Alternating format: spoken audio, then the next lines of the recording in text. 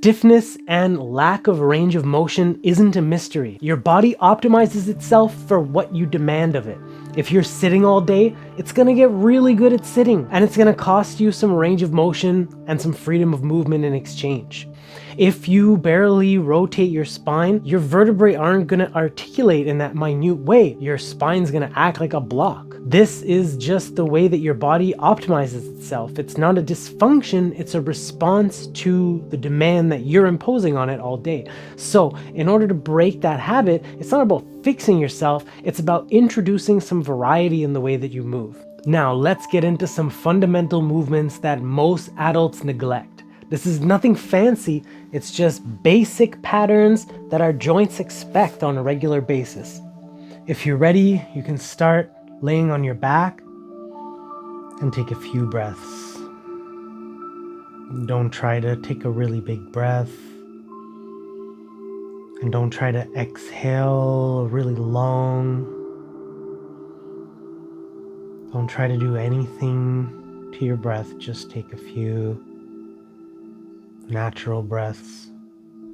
If you feel the desire to yawn or sigh, just go with it, but don't try to make anything happen.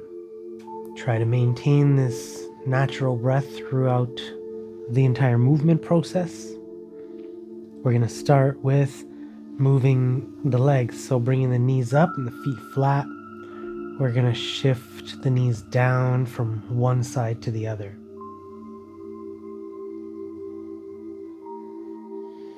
You can also reach with your legs.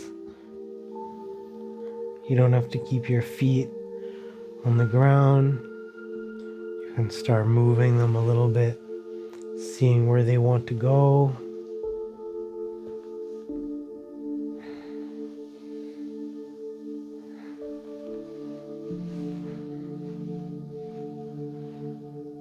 We're not focusing on a certain number of repetitions here. We're really just focusing on that feeling. Next, we're going to get to some elbow roll-ups. So I'm going to reach over, stack my shoulders one on top of the other, hand on the ground, and pushing up. Walk my hands up to a side bend sit position. Coming back down, walking the hands, laying back, and rolling back over. Again, bringing the knees down to one side, stacking the shoulders one on top of the other, putting the hand down, pressing to make room so that I can walk the hands up. You can go on your own time.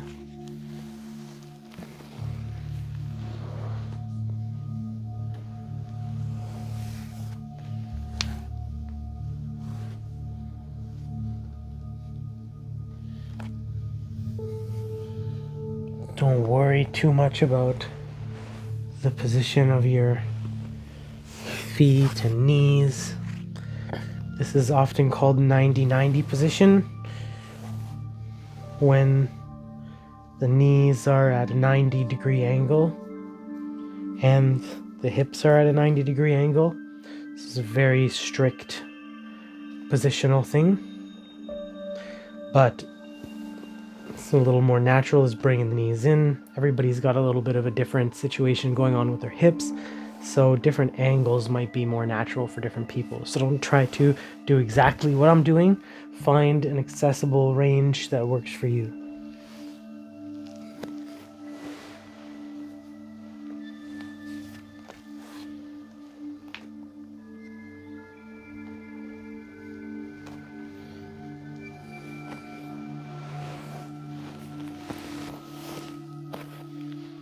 Okay, now let's get into a side bend sit reverse. We're gonna change sides, so you can post your arms back and bring your legs from one side to the other. I'm keeping one hand on the ground and the arm on the side of the trailing leg kind of naturally comes up. You can also do this without using your arms.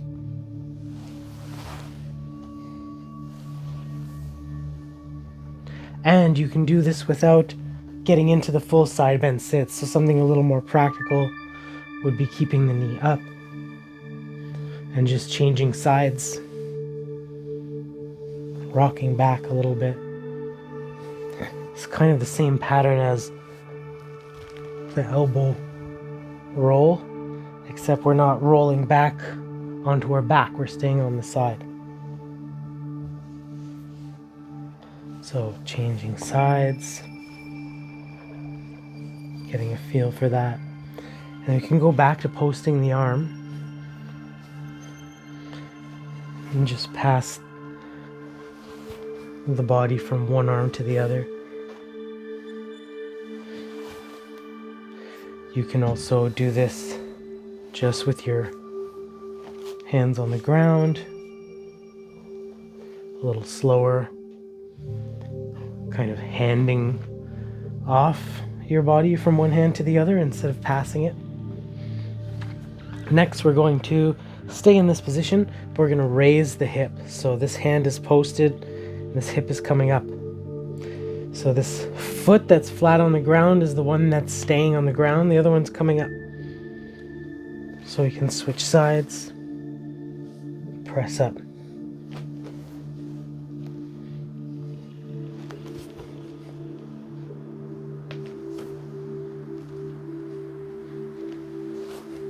Okay, and now we're gonna transition from the sit to a squat. So once I come up, I'm gonna let my hip drop, my leg goes under, and I go into a crawl.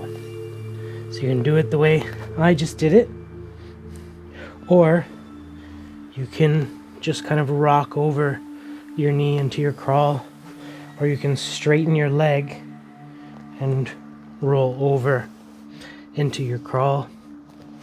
If you want to challenge yourself a lot and you're pretty mobile, you can try going forward into your crawl position. But the main point here is using that tripod transition pattern where I have my foot and my hand, and the other foot is moving under my body.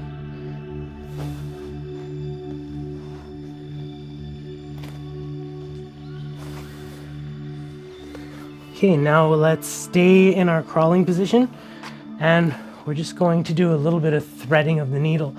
So from the crawl, I'm gonna get one hand off the ground, and I'm gonna just reach under and across my body under the other hand, and I'm following that hand as much as I can. I'm coming back, switching sides, reaching across the body, bringing the head down, right over the other hand. You can reach in other directions, like behind you.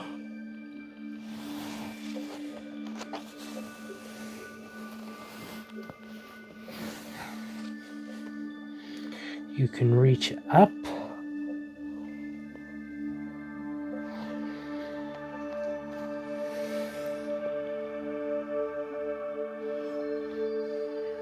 You can bring your hand down, see how far you can get.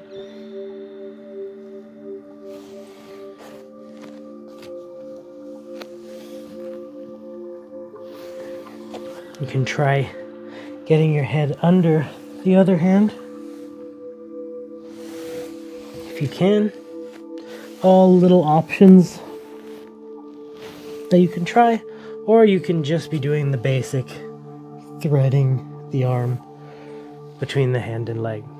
Now from our crawling position, we're gonna hinge at the hips, so I'm sitting back and then hinging, coming upright, and then I'm leaning my weight to one side, reaching the leg in front, and I'm lunging, and I'm gonna try to reach forward as I lunge as far as I can, like I'm reaching for something in front of me. I'm coming back, bringing my weight back enough so that I can bring my knee back down without disturbing my balance too much, and other side. Reaching out slow, making sure you're not covering up any imbalance. Using your hands to help with that reach forward, really reaching with the body. Coming back. Lifting the leg. Bringing it back down. And again, reaching out. Reaching with the arms as you lunge forward as deep as you can without your heel coming up, and then coming back. If you get any cramps or spasms, it's just your nervous system learning, most likely, unless you have some dehydration issues or other problems. Remember at the end of your lunge to reach with your arms, reach with your body, and then come back. Move slowly.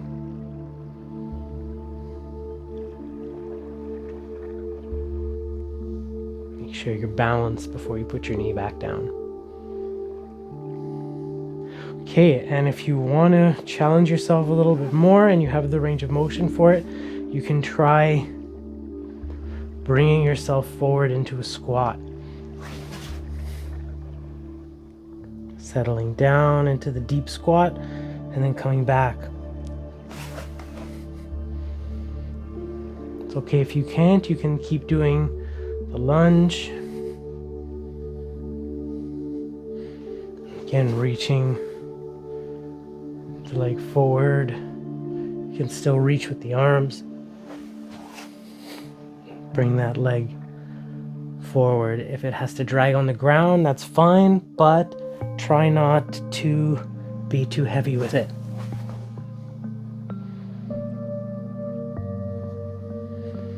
Another option is lunging forward and then coming up into a deep squat, into a half squat, and back down.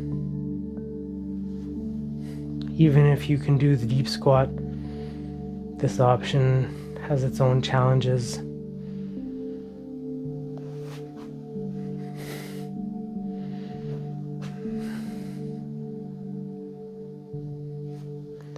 And next time you'll stay in the squat.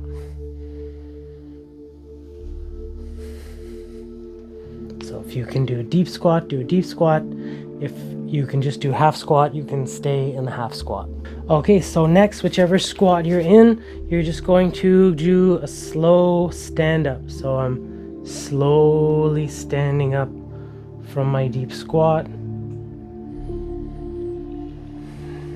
And then coming back down, making sure my knees aren't shaking or caving in. Coming back up nice and slow. Don't use momentum through any range of motion that might be a little more challenging. And if you're too tight, just go down as low as you can in your squat and then come back up. Make sure you stand all the way up and that you don't come back up to here and then go back into your squat. A lot of people kind of do this and they're just keeping on leaning forward. Make sure that you're coming all the way up, hinging your hips completely. Now when you're coming up, try turning, so looking over one of your shoulders and shifting your weight onto that leg. Coming back down, shifting your weight back into both legs as you get into your squat, whether it's deep squat or the half squat. And then again, shifting your weight to the leg to which you're turning. As you turn in that direction, like you're looking up and around, then coming back down into your deep squat on both legs evenly. Reaching around, all your weight shifts to the leg that you're turning towards. Your back leg isn't really bearing any weight, it's just a kickstand. Like when you're throwing something, coming back up, shifting the weight, to the other leg, turning, and loading all of the weight on the leg that you're turning towards. Coming back down, and then we'll come back up to standing. Okay, now let's stay in our standing position, and we're going to do the same rotation, shifting the weight to the leg to which we're rotating, and we're going to bring the arms up to about chest level as we rotate. Coming back to center, bringing the arms back down, shifting the weight back to both legs, and then to the other side. As I shift my weight, I turn in that direction, raise my arms to about chest level, turn, and come back to neutral, shifting my weight back to an even distribution. What the arms are doing here, as I'm shifting my weight to that side, my arms come up, and the arm that's closest to the direction where I'm turning, so the leading arm, is going palm up like I'm serving a plate behind me, and the other hand is going palm down like I'm dumping something out in the other hand. Going back, shifting the weight to both sides, and then in the other direction. Arms coming up. The hand that's going towards the direction I'm going is serving up a plate, and the other one's dumping something out. Coming back. I'll do one more. Shifting the weight, rotating. Arms come up to about chest height. The front arm supinates, the back arm pronates. And then coming back, bringing the arms down as I turn, and then shift the weight back to even distribution. Find my center before changing sides, and then turning and reaching, rotating my arms, supinating the leading hand, pronating the trail hand, serving up that plate and dumping out the plate behind me. Coming back to even distribution. And then we'll get into some leg swings. So for leg swings, we're going to do across the body to play with more of that rotational movement. So I'm going to swing my leg across my body like this. I'm going to make a bigger circle or a bigger swing. And as I swing out in this direction, I'm going to point my toes out in that direction. And as I swing my leg across my body, I'm going to point my toes in that direction. So swinging. You can swing your arms in the opposite direction to counterbalance. If you start to lose your balance, you can hop or shuffle.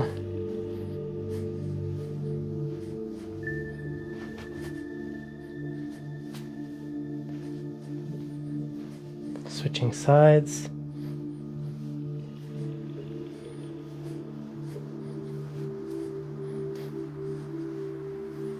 Remember to rotate so your toes pointing in the direction that the leg is going.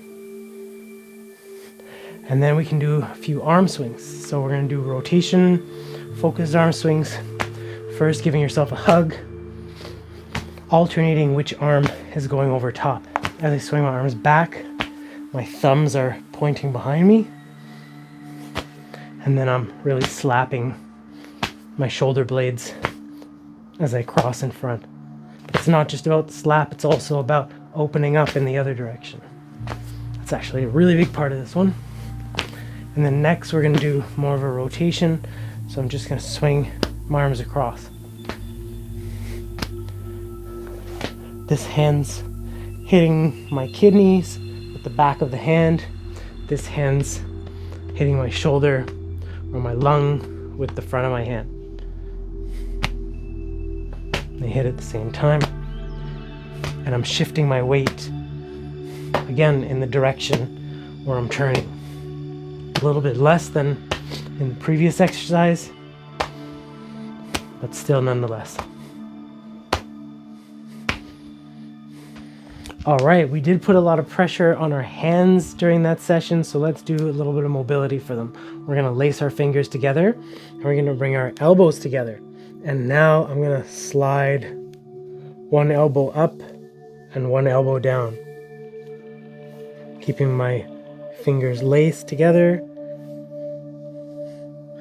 You should feel a nice stretch. Now if you keep going until your elbow's all the way up, and then try and touch them together up. You won't get very far. Let's see if you can make a wave. Might not be a pretty wave, but just try and get that feeling of letting the wrist and shoulders pass through that range of motion. Once you get the feel of it, try to make the wave come from pulling the arm rather than just moving it or pushing it.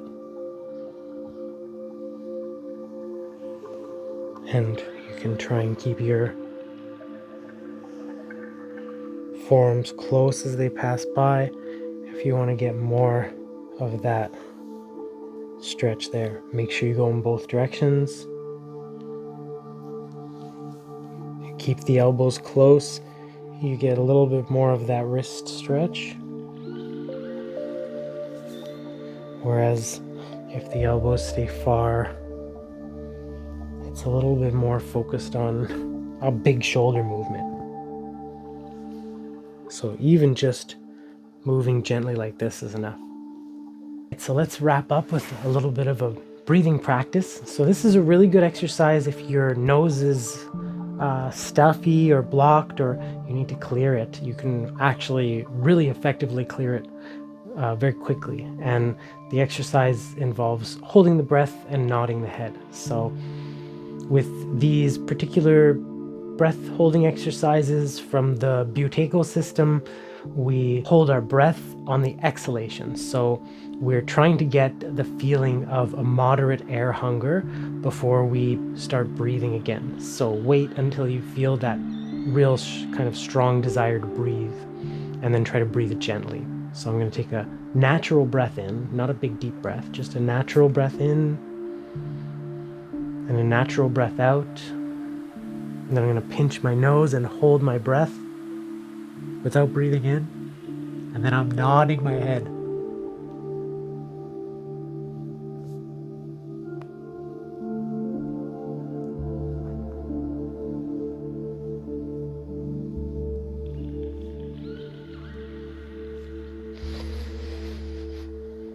Count how many nods you end up getting.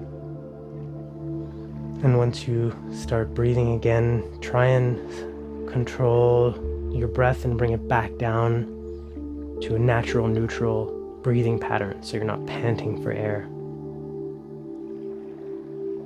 You want to just take a moment to breathe naturally. You don't have to be kneeling down or sitting on the floor. You could be sitting in a chair if that's more comfortable. And you don't have to rest for a minute, but you want to try to rest as long as you need in order to feel like you're not recovering from the breath hold anymore. So once you get to that point, you're going to take a breath in, natural breath, natural exhalation, and at the end of your exhalation, you're going to pinch your nose and hold your breath and start nodding your head. Count the nods.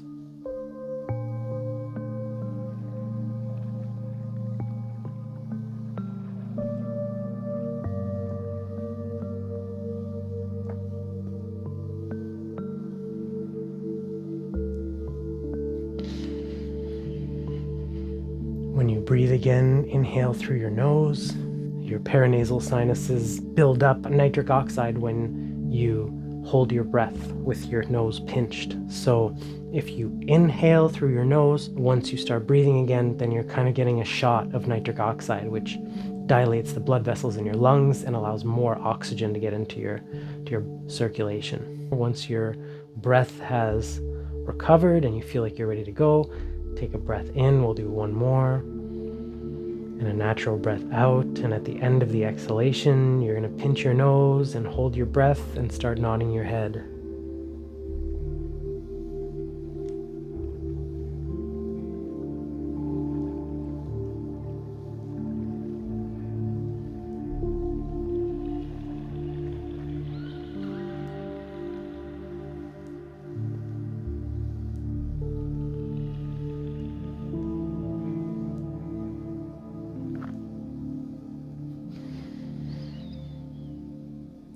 When you finish, inhale through your nose. Try to regulate your pace of breath as soon as possible. And if your nose was plugged before, you'll probably feel like you need to blow your nose or you need to clear your sinuses somehow. You can use this breathing exercise to clear your sinuses, but it also tends to kind of down-regulate your nervous system a little bit, so it can relax you if you're feeling stressed as well. And that should get you ready to move, whether you're looking for a little movement snack in the middle of the day or you want a little warm up before getting into some physical activity. If you're not feeling motivated to move, you start with this and you're really just lying on the ground. It's easy to get into it, and by the end of it, your joints are all lubricated and ready for movement, and you're feeling a little bit more mentally prepared for physical activity. This isn't a workout, it's a practice. That means you have to keep doing it over and over again, getting better at these kind of movement patterns.